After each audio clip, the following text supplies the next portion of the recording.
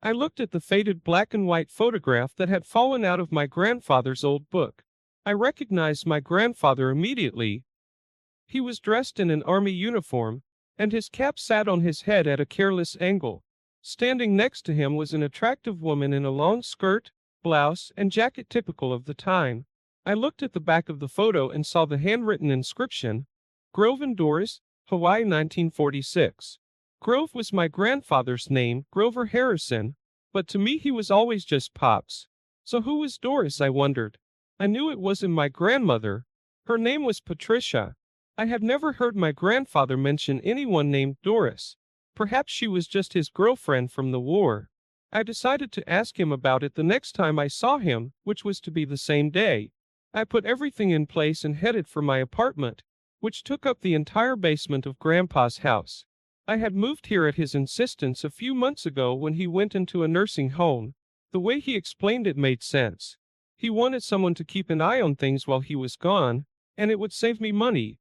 For several years now, my grandfather has suffered from a number of health problems. Fortunately, Alzheimer's or dementia were not among them. However, it had gotten to the point where he could no longer do the things he used to do, and since my parents had passed away, there was no one to take care of him the way he needed. Sure, he had cleaners come once a week and gardeners once a week to tend to the yard, but it wasn't enough. I did what I could, but during the week I worked. He needed constant care at this point, especially since he was now confined to a wheelchair all day long. It's not easy to move around when you're 99 years old, he said in his Minnesota accent. That's when things start to break down. So I showered, grabbed a snack, and headed to the nursing home. When I got there, I waved to the nurses at the front desk and signed in. How is my grandfather today? I asked Julie, the nurse at the desk. Frisky as always, she said with a smile. I smiled back. Did he try to stroke your ass again? I asked. Of course, she said. He does it every morning when I bring him breakfast. I laughed and headed for his private room. Hey Trey, come on in, son, he said when I knocked on his half-open door. That's me, by the way, Trey Harrison. I walked in and gave him a manly hug. Hey Pops, I said. How are you feeling this morning? Oh, I guess on a medium level, he said. We talked a little about various things, fishing, news, the general state of the union. Then I pulled out a picture. What have you got there, son? He asked. I handed him the phone and watched his face change. His face reflected a multitude of emotions, sadness, anger, and maybe a little guilt. He lowered his eyes and held the picture back out. Where did you find this? He asked. She fell out of your old military handbook, I said. I was just curious who she was. I've never heard you mention anyone named Doris before. Was she a girlfriend or something? Some okay, he said. I thought I'd gotten rid of all the pictures of her. Apparently not. I'm sorry, I said. I didn't mean to bring up bad memories. It's all right, son, he said. I think if anyone has a right to know about her, it's you. Look, why don't you get us each a cup of coffee? Then close the door and I'll tell you about her. Sure thing, Pops, I said. I grabbed a cup of coffee for each of us, decaf for him, then closed the door and sat back down. As I got up, I turned on the audio recorder on my phone, hoping I had enough space to record the whole thing. Thanks, son, he said as I handed him the cup. He gathered his thoughts for a bit before continuing. Just so you know, you're the only person I'm telling this to. I don't care if you write it down for yourself, but it is absolutely not to be repeated to anyone ever. Do you understand me? Sure, Pops, I said. I'm writing it down, but it's just for me. Good, he said. He took a sip of coffee and looked up for a moment before continuing. Grove's narration, transcribed from the audio recording. Perhaps I should start at the beginning. I was halfway through my junior year of college when the Japanese struck Pearl Harbor. Like everyone else, I went to enlist in the army. Unfortunately, I was unable to do so because of my flat feet. They had never bothered me before, but I didn't argue. So I went back to school and got a degree in physics. After I graduated in 1943, I was approached by the government, if you can believe it. Said they needed my expertise for a new project. Apparently, my flat feet were no longer a problem. So I agreed and signed my name. I quickly went through officer candidate school, was promoted to second lieutenant, assigned to the Army Corps of Engineers, and was assigned to Project Manhattan. I was shocked when I was told what it was. Who would have thought of using nuclear material to build a bomb? It was an exciting time. I got to work with some of the most famous scientists of the time, including J. Robert Oppenheimer and Enrico Fermi. I learned more from them than I did during my entire college years. I was one of over 400 people at the Alamogordo test site when the first bomb test was conducted. We didn't even know if the damn thing would work. But it did, and the world changed that day. I was sent to Tinian, an island in the Pacific, where I was to help set and load the bomb that would be used on Hiroshima. We all hoped it would work and force the Japanese to surrender. The bomb did work, but they did not surrender. 3 days later, we sent another bomb, this time to Nagasaki. We all realized that the stakes were high. If the bomb didn't work, or if the Japanese didn't surrender, we would have to send our guys in to take the country by force. And if that happened, we knew the casualties would be extremely high. Fortunately, it worked. The next day, the Japanese offered to surrender. On August 12th, the United States said it would accept the surrender offer. In early September, the official surrender ceremony took place. I stayed on Tinian for a while and participated in the damage assessment of the Nagasaki attacks. I still have nightmares about it. It wasn't just the physical damage that tormented me. It was bad enough. I saw the survivors and what they had to face. Yes, I was proud that I helped end the war, but I wasn't proud that the 2 bombs I helped deliver to Japan killed over 100,000 people. That still bugs me to this day. I filed reports, and in February 1946, I was transferred to the unit that became Army and Navy Joint Task Force No. 1. About the time news broke about a Soviet spy group in Canada, causing a bit of a stir. I went to Hawaii and vacationed there for a while, and that's where I met her. She introduced herself to me as Doris Hastings, originally from Norman, Oklahoma. She was a delightful woman and very beautiful. We spent a lot of time together, dancing and kissing on the beach. Of course, she could do more than dance. The things this woman did with her mouth drove me crazy. We had what you might call a whirlwind romance, and we were married before a justice of the peace in April 1946. Later that year, I participated in Operation Crossroads, which consisted of 2 nuclear tests at Bikini Atoll. A third test was planned, but it was canceled. In 1947, I re-enlisted in the service and was assigned to a joint nuclear testing operation in Nevada. Doris and I moved to what was then the city of Las Vegas, as it was only an hour away from where the new test center was to be located.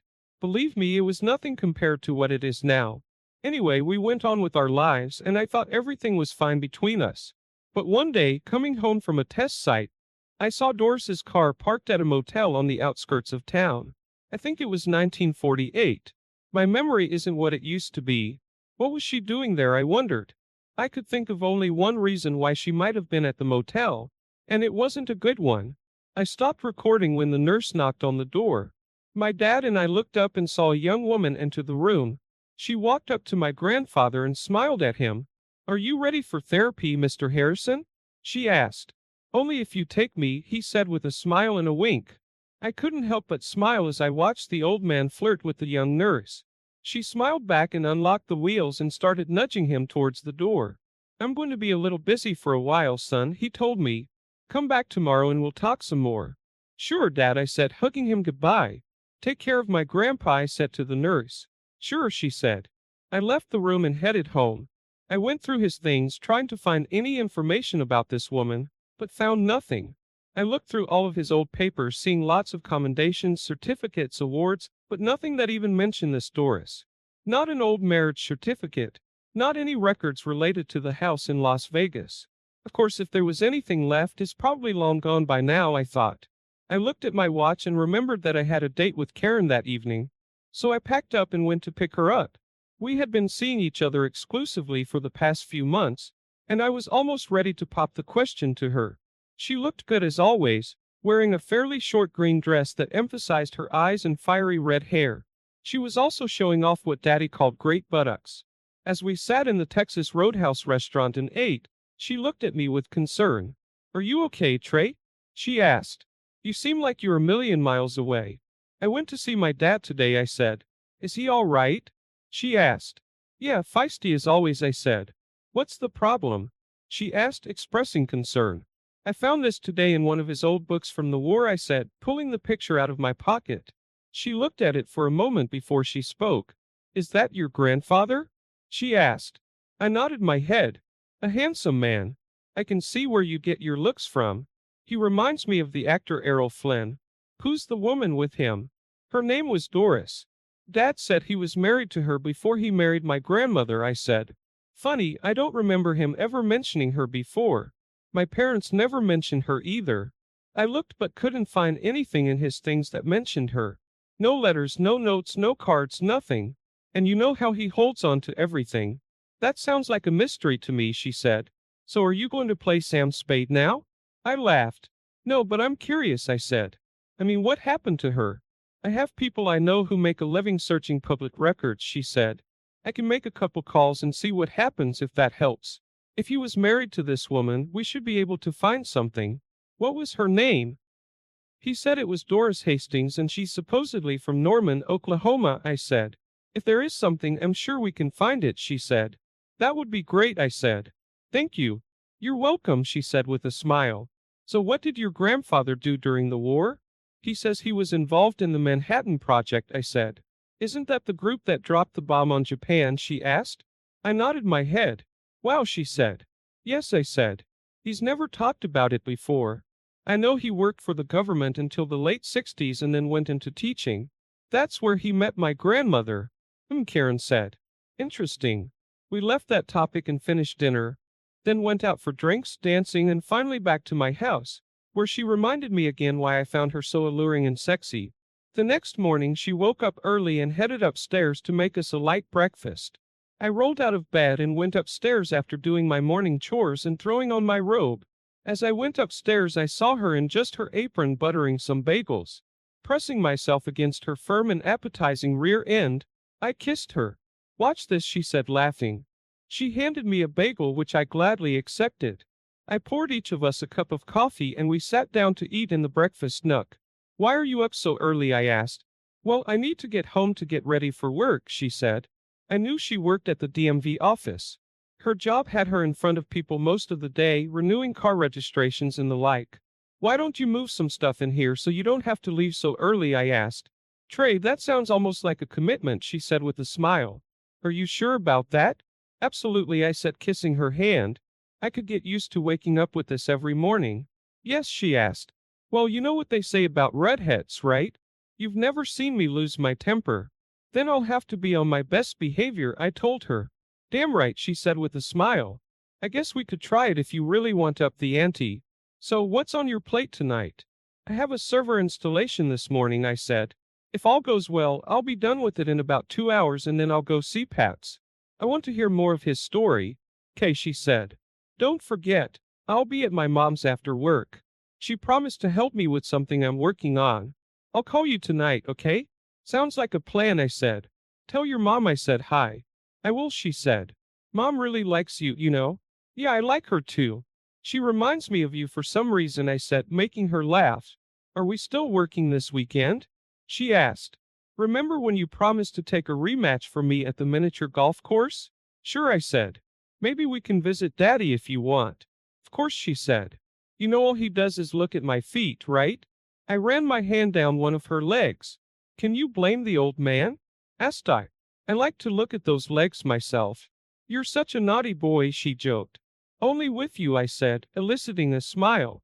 After we finished breakfast, she went downstairs, put on her clothes and walked out. I kissed her at the door and watched her get in her car and drive away. I went back into the kitchen and poured some cereal into a bowl. Karen was a wonderful woman, but she ate like a bird. I finished my cereal and went downstairs to get ready for the day. I only had one server to install, and that suited me just fine. I had been self-employed as an IT consultant for the past few years, mostly doing work for various computer manufacturers. They would provide the equipment, set up appointments, and I would do the work as well as the maintenance that the client agreed to. The customer paid the manufacturer and the manufacturer in turn paid me. The hours were good, the pay was great, and I liked the boss, a man whose face I saw every morning in the mirror. The installation went as I planned, and by 14 o'clock everything was ready and working as it should. The customer signed the statement of work, satisfied that the new system was installed. I jumped in my work truck, scanned the paperwork with the portable scanner, emailed it to the manufacturer and headed to Pabst. Hey Dad, I said, hugging him. How are you doing? Oh, medium pace, I think, he said in that accent I love so much. I suppose you want to hear more about Doris? Yes, I said. If you don't mind. Of course, he said. Have some coffee and I'll tell you some more. I poured each of us a cup of coffee and put his cup in the holder attached to his chair. I sat down and started the recorder. So where was I? Asked Pabst. You just saw Doris's car for the first time at the motel, I said. Oh yes, he said. He closed his eyes and thought for a moment before continuing. Grove continues his narrative. After seeing Doris's car outside the motel that first day, I went home distraught.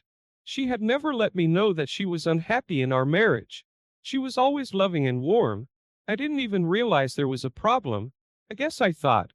I guess it's true that the husband is always the last to know about these things.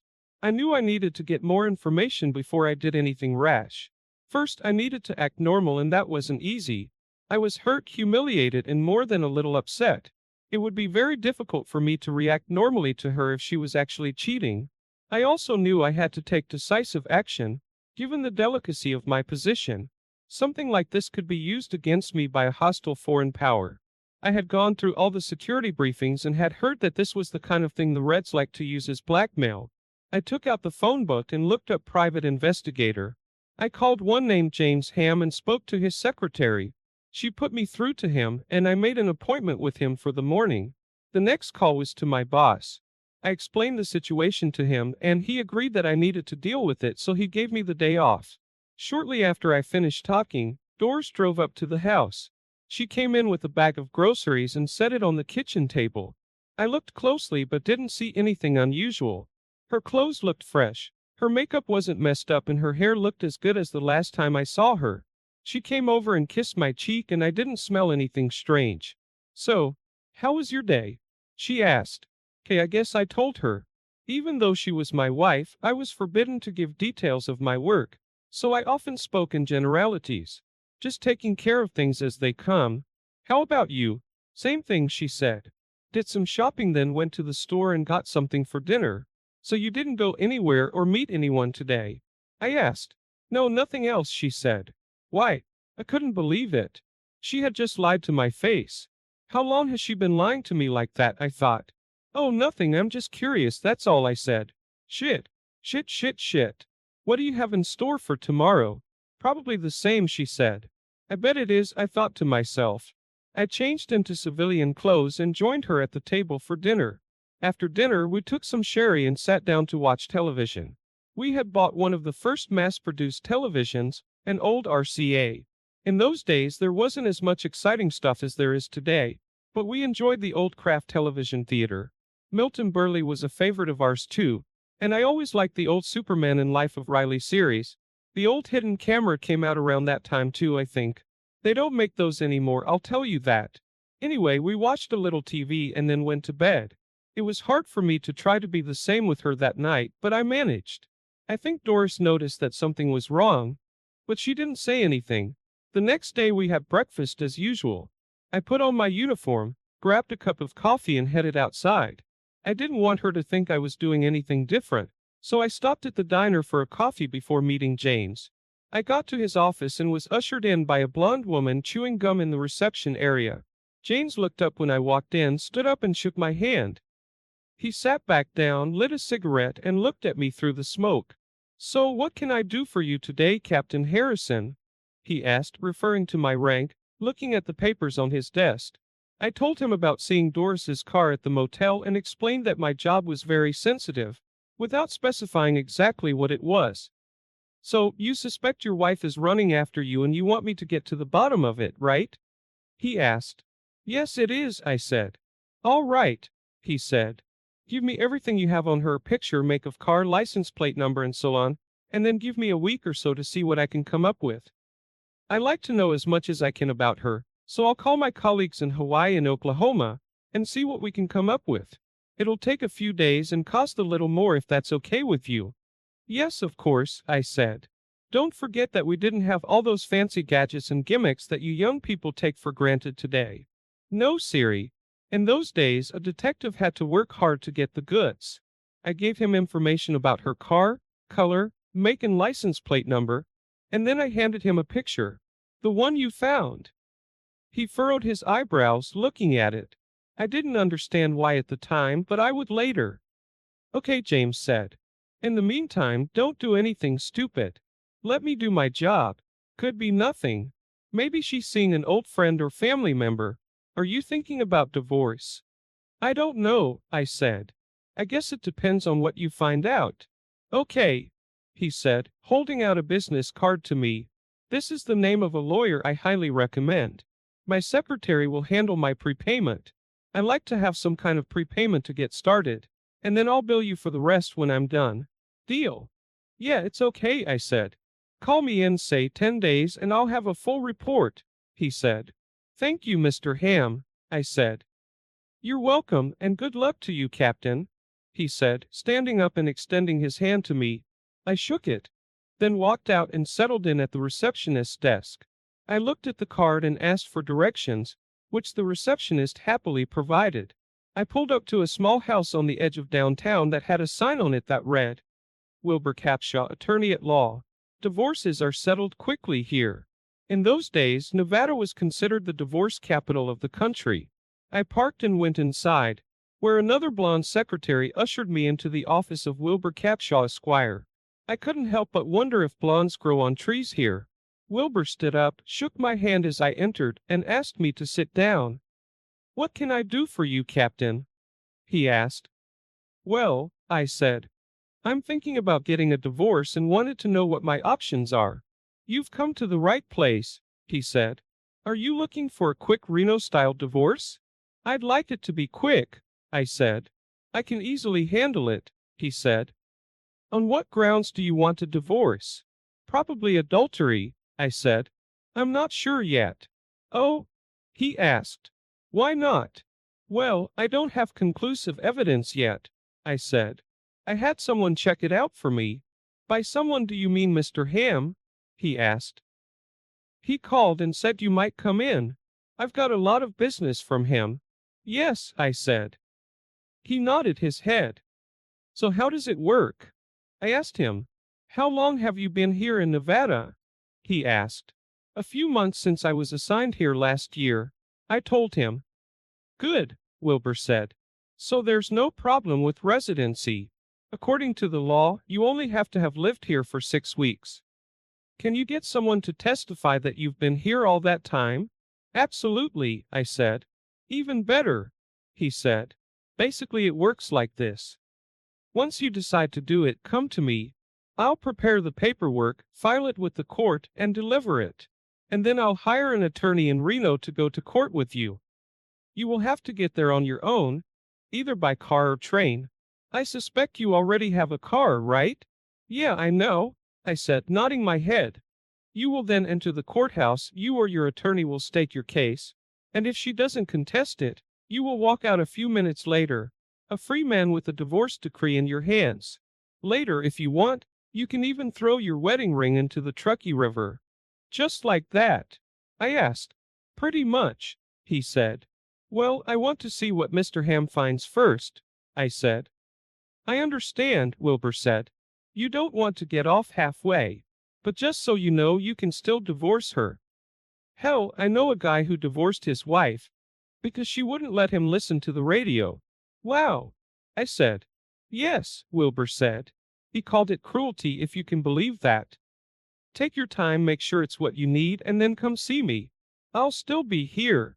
Thank you, Mr. Capshaw, I said. Perhaps I will. My pleasure, Captain, he said as he stood up.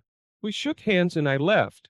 Back in the car, I realized it was time for lunch, so I went back to the diner to eat and contemplate my actions. I ate my lunch and pondered what I had done wrong.